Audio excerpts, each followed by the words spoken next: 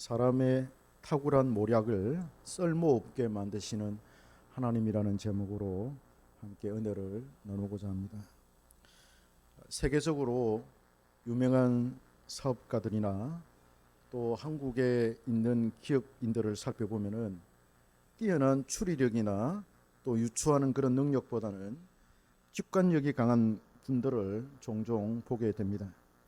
어떤 사안을 두고 어떤 것을 결정해야 할 때 뛰어난 논리와 언변과 또 합당한 이유보다는 자신의 경험과 삶에서 터득된 그 지혜를 통해서 아주 직관적으로 빠르게 결정하는 그런 분들이 있습니다.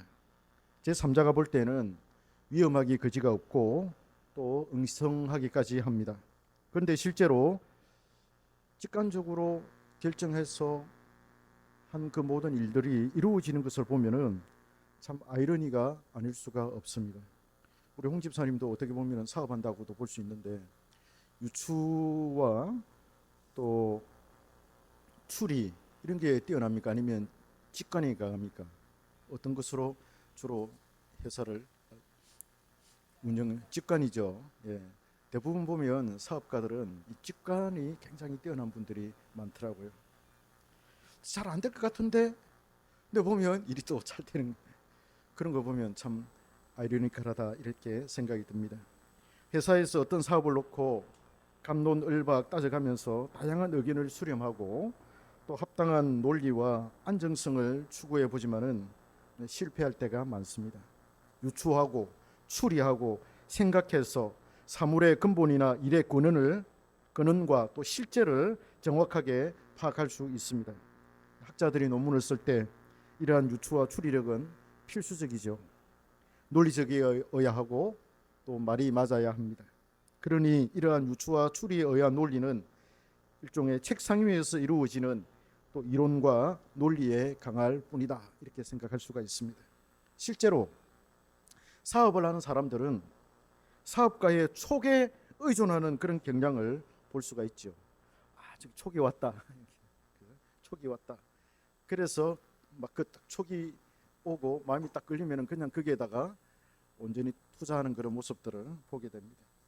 그래서 우리가 어떤 사안을 놓고 결정하려 할 때에 매우 어려움을 겪게 됩니다. 이때 우리는 보다 안정되고 리스크가 적은 그런 논리를 선택하게 되죠. 유추나 추리의 장점은 듣는 이로 하여금 안정감을 주고 사안에 대해서 리스크를 위험을 줄여줍니다. 여유를 주고 충분한 시간을 갖고서 천천히 시도하기 때문에 서두르지 않아도 되고 비교적 안정되고 질서정연한 가운데 일을 진행하게 되죠.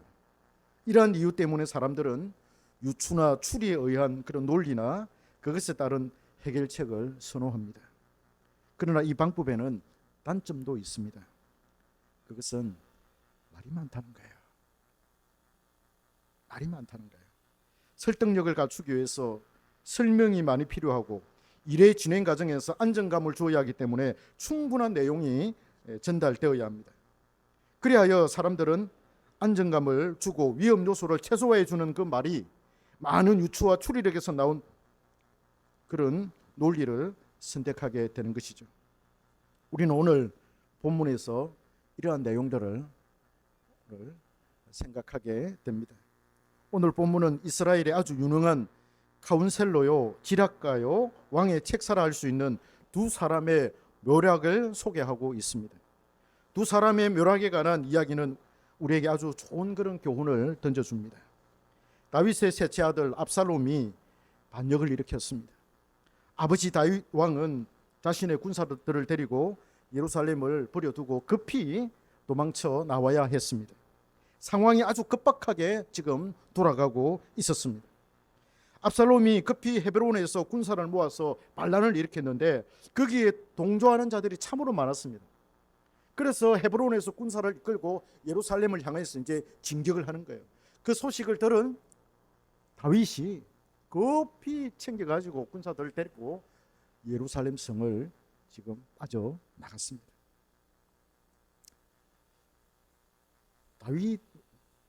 다윗에게 적들이 그렇게 많았어요. 우리가 다윗 하면은 아주 참 성왕이고 영웅이고 뛰어난 그런 사람이라 이렇게 생각할 수 있는데 적들이 많았어요. 그 아들 압살롬이 딱 깃발을 드니까 그 압살롬의 그 깃발 아래 얼마나 많은 사람들이 모이는지, 너도 나도 할 것 없이 그냥 막 다윗이 싫다 이거죠. 다윗의 통치하는 그 이스라엘이 싫다 이거죠. 그래서 압살롬에게 모여들었는데 얼마나 많이 모여들었는지. 그래서 시편 3편에 보면은 다윗이 고백하기를, 하나님이여 나의 대적들이 얼마나 많은지 무수히 많사옵니다, 그렇게 고백하고 있어요. 그래서 대적들이 참 많았다, 다윗에게 많았다, 이렇게 볼 수 있습니다. 다윗은 자신의 세력이 약하다는 것을 알고는 생명을 부지하기 위해서 도망을 쳐야 했습니다. 아들에게 쫓겨서 도망을 쳐야 했어요.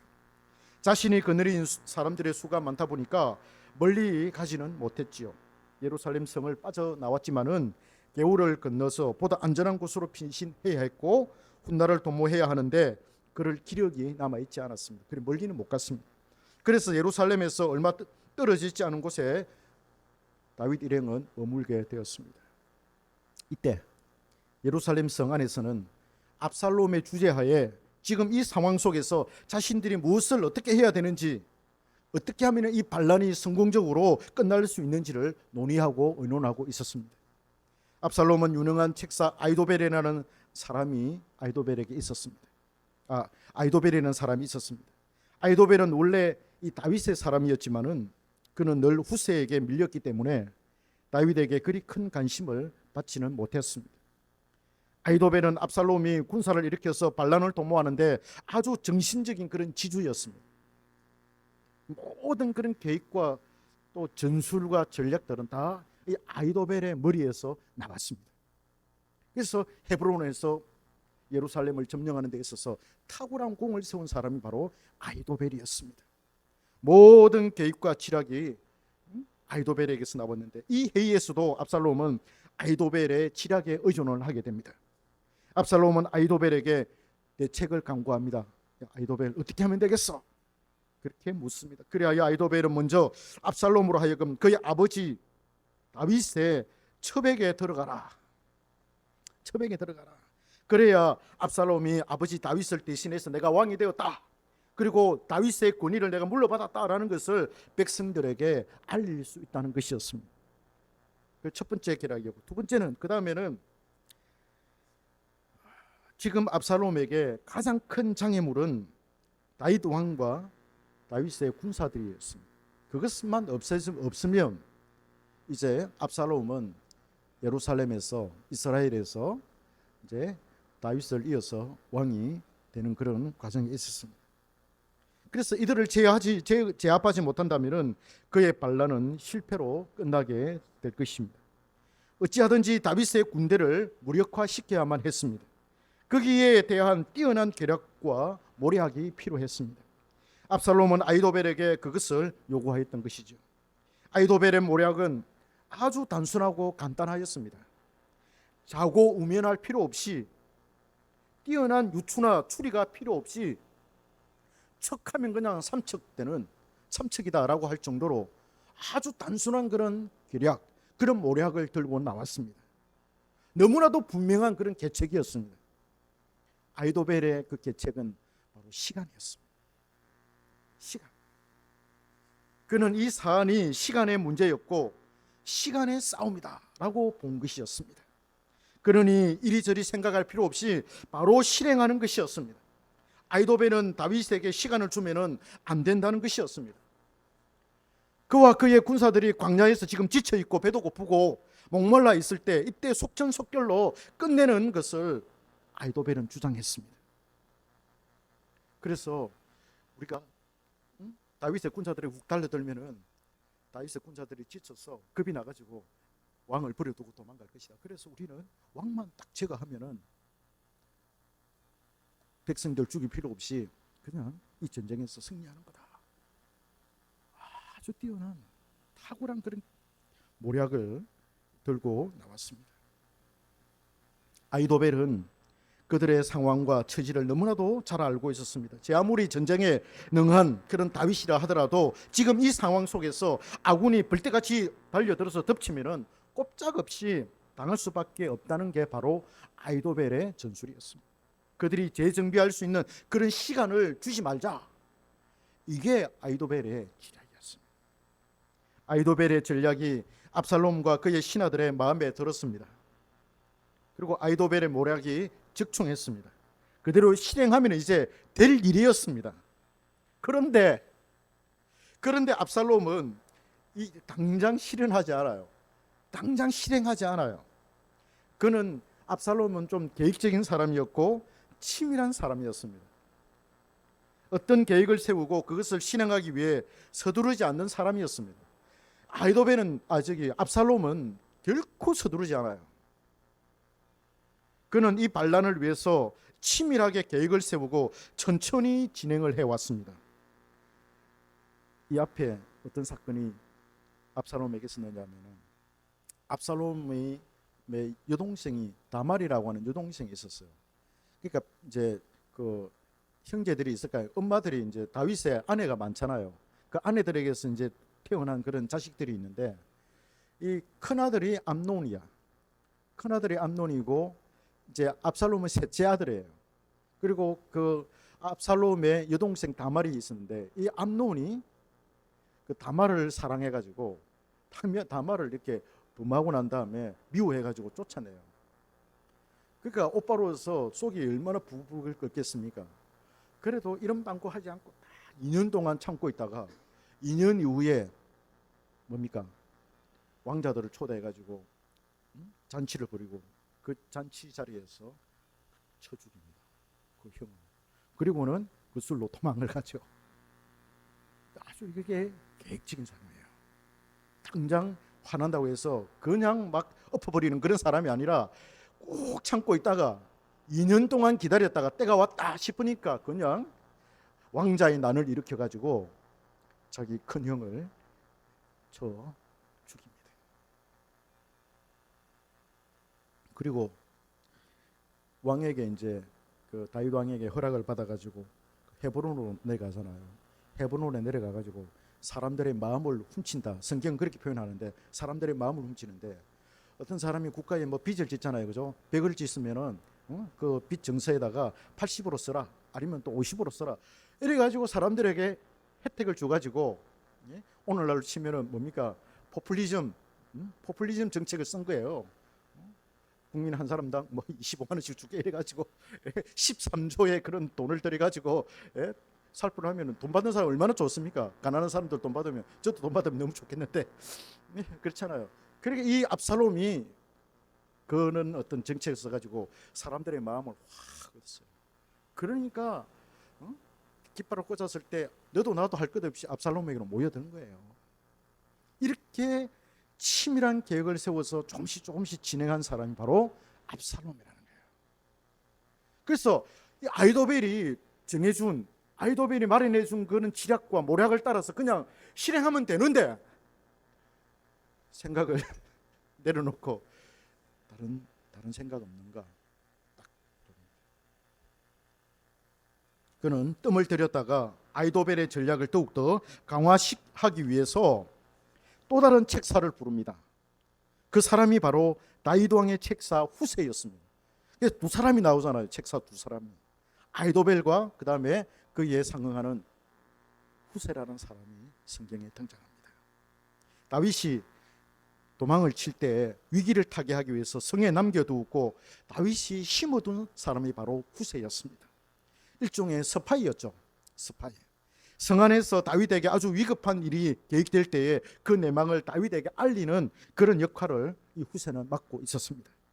후세는 다윗의 사람으로서 압살롬에게 거짓으로 충성하고 있었습니다. 압살롬은 후세가 다윗의 친구라는 걸 잘 알고 있었습니다.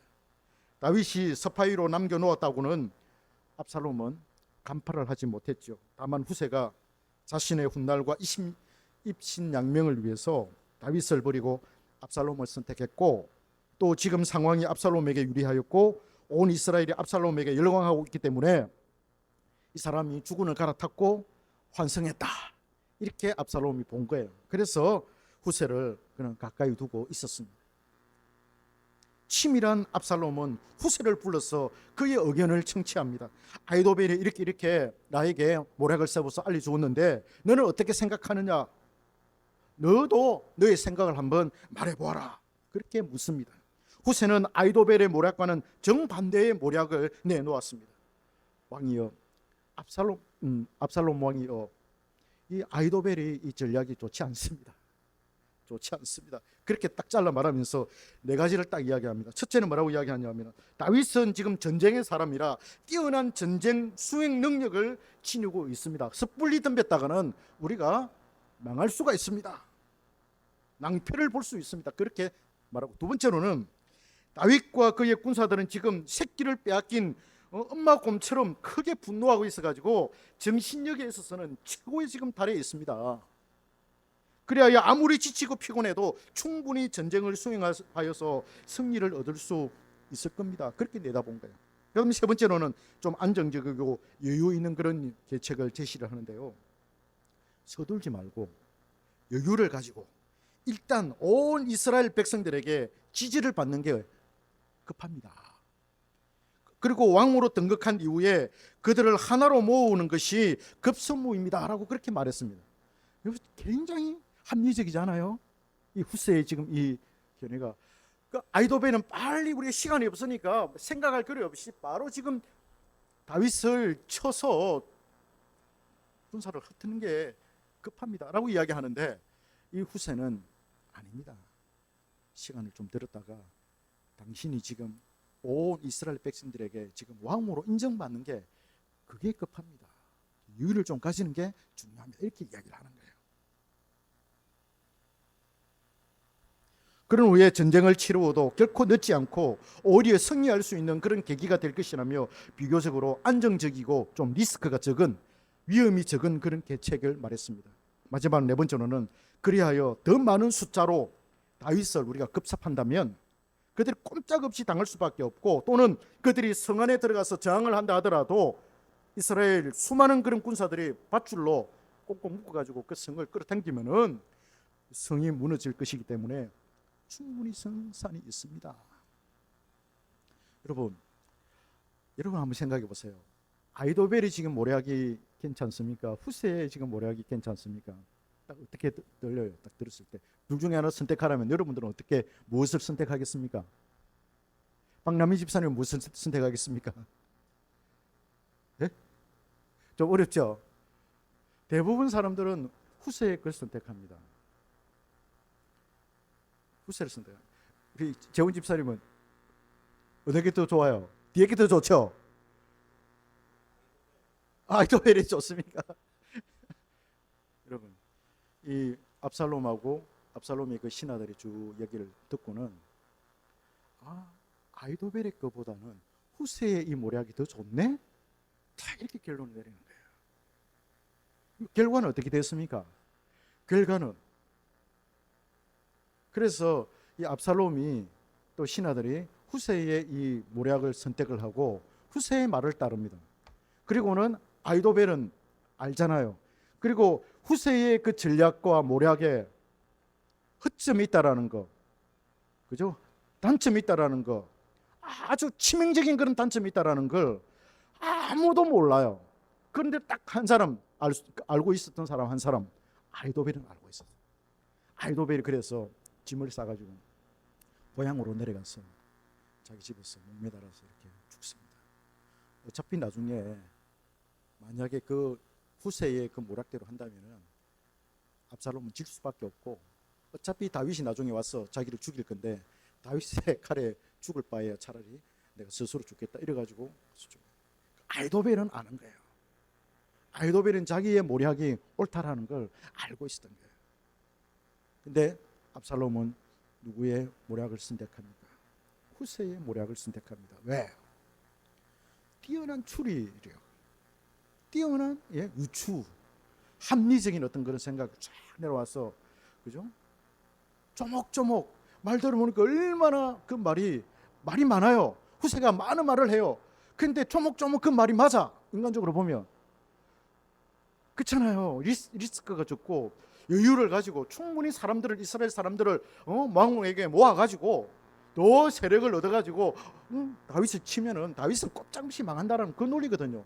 그래서 아이도벨의 전략 모략에 있어서 시간이 가장 키워드라였다면 후세의 이 모략은 여유와 숫자, 많은 숫자를 모으는 거예요. 거기에 있었습니다. 결과적으로 누구의 모략이 옳았습니까? 아이도벨의 모략이 옳았습니다. 압살롬이 죽어요. 압살롬이 가다가 자기 머리숱이 많아가지고 나무에 자기 머리숱이 나무가지에 걸려가지고 이렇게 공중에 붕 떠 있을 때 요압이 와서 죽이잖아요. 실패하고 다윗이 다시 예루살렘으로 돌아와서 이스라엘을 통치하게 됩니다. 후세는 아이도벨의 모략이 맞다고 생각하였고 그의 전략이 이루어지지 못하도록 하기 위해서 충분한 유추와 추리력으로 모략을 꾸며낸 것이었습니다. 그런데 그의 모략이 압살롬과 그의 신하들에 의해서 채택이 되었습니다. 참으로 아이러니합니다. 하나님께서 그리하신 거예요. 하나님께서 그리하신 거예요. 하나님께서 압살롬과 그의 신하들이 후세의 모략이 더 좋은 것으로 판단하여 그것을 선택하도록 하신 분은 바로 하나님이라는 거예요. 오늘 본문 14절을 한번 볼까요? 14절 누가 한번 읽어보세요. 크게 한번 읽어보세요.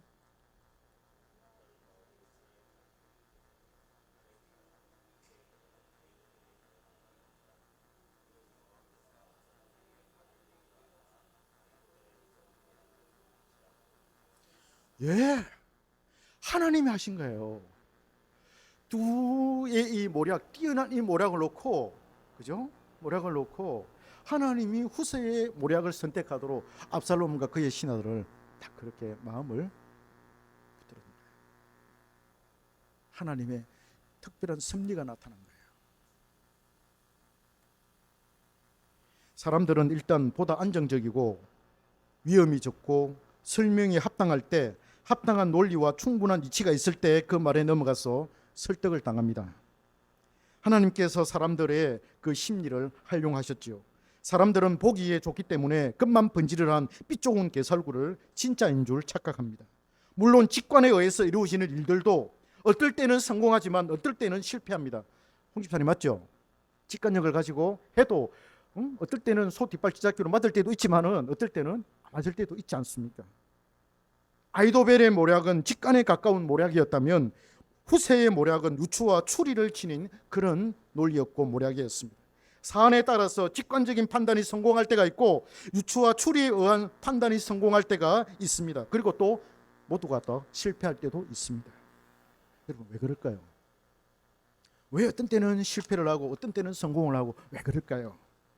하나님께서 사람의 모략을 선택하시기 때문입니다.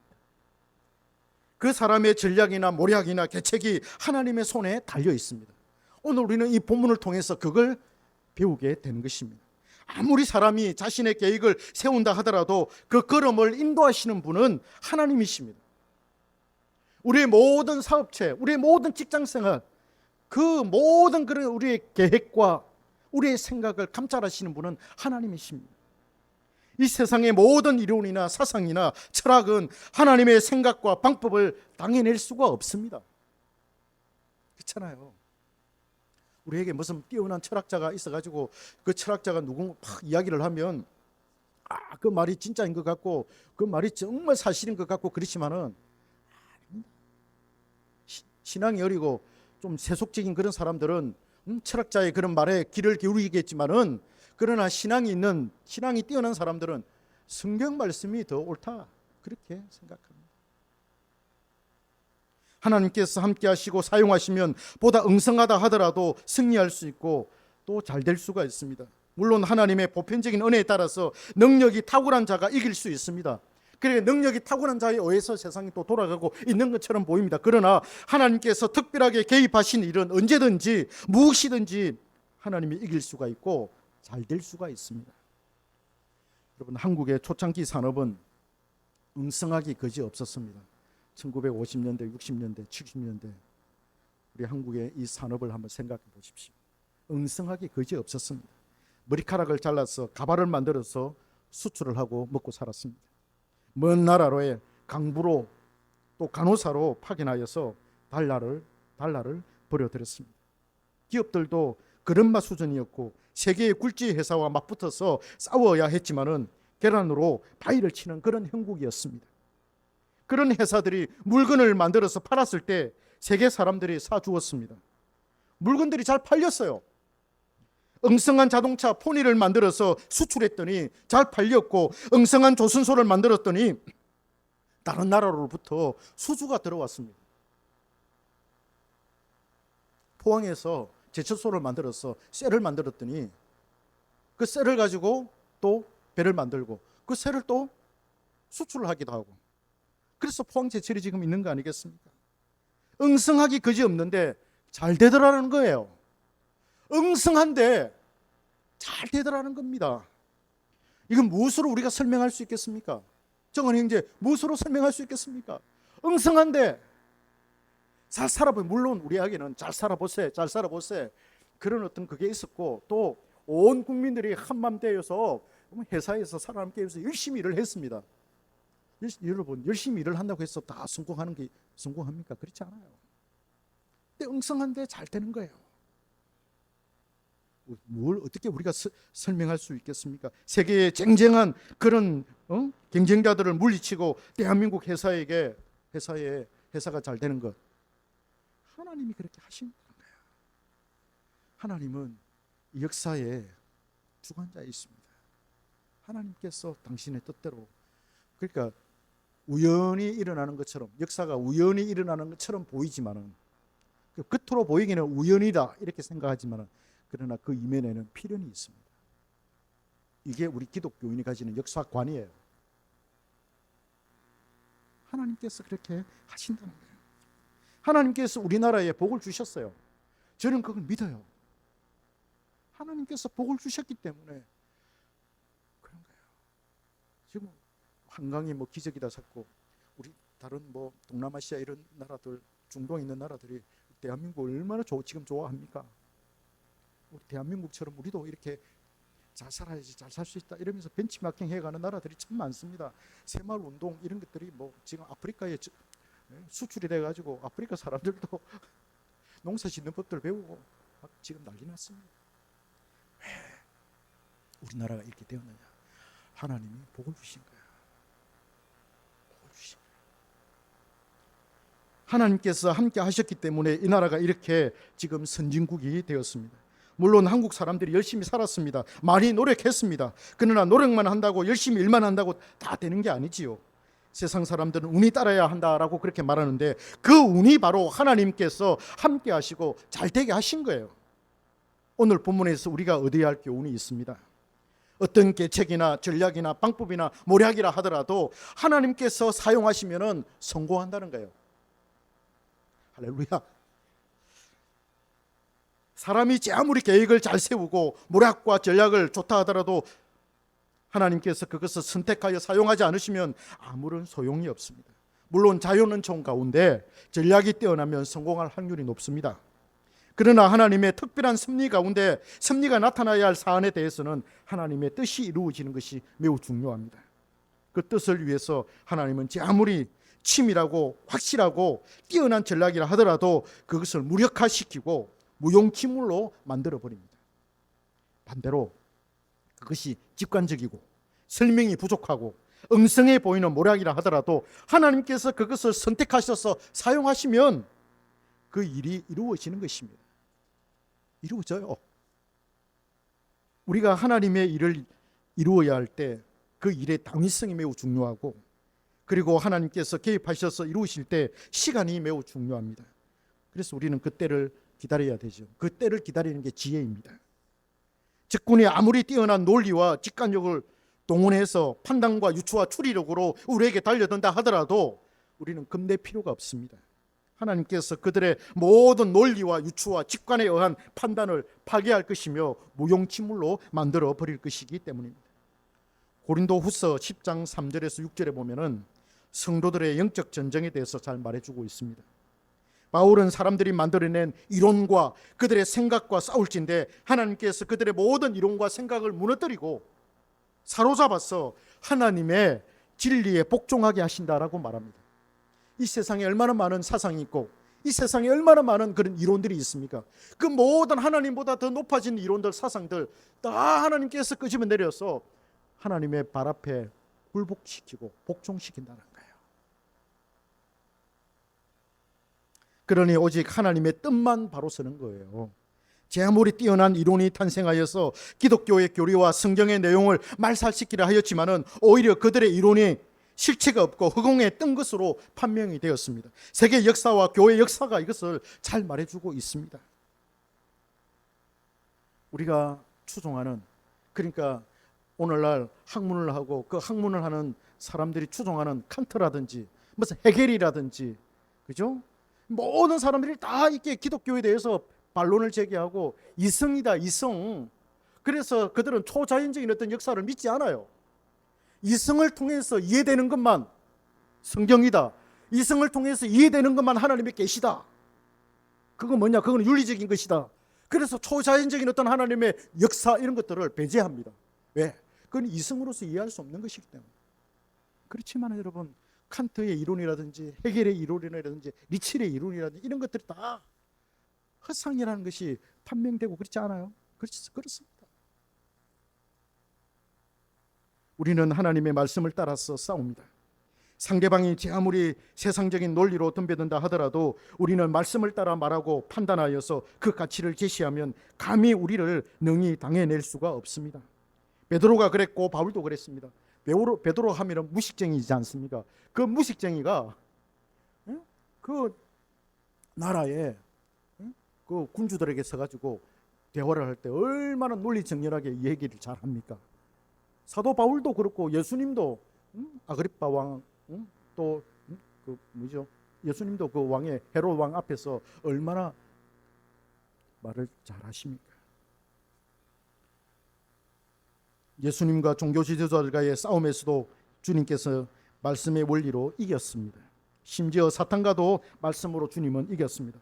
우리는 말씀에 합당한 논리, 말씀을 기초로 하는 그런 영적 싸움을 우리는 싸워야 할 것입니다. 결국 하나님께서 선택하신 논리가 이기게 되어 있습니다. 누가 하나님의 편에 서는가가 매우 중요합니다. 나의 논리를 하나님께서 선택하시고 상대방의 논리를 무력화시킬 때 우리는 승리하는 것입니다. 할렐루야. 다윗의 절체절명의 순간에 하나님께서 다윗을 도우셨습니다. 어떻게 도우셨습니까? 다윗이 남겨놓은 후세의 논리가 아이도벨의 모략보다도 더 좋도록 하셨기 때문입니다. 실제적으로는 후세의 그 모략이 좋지 않아요. 아이도벨의 모략이 더 뛰어난 모략이에요. 그 상황 속에서 가장 합당한 모략이 아이도벨의 모략이에요.